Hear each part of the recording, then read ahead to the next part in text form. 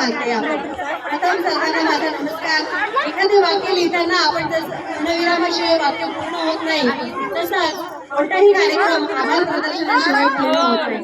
त्यासाठी मी सर्वप्रथम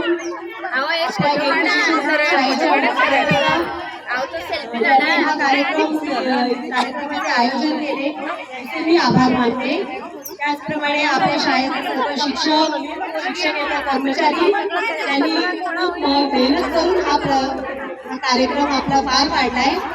आणि त्याचप्रमाणे सगळ्यात महत्त्वाचं म्हणजे आपल्या माता भगिनी माता पालक ज्यांच्यामुळे हा कार्यक्रम होऊ शकत नव्हता.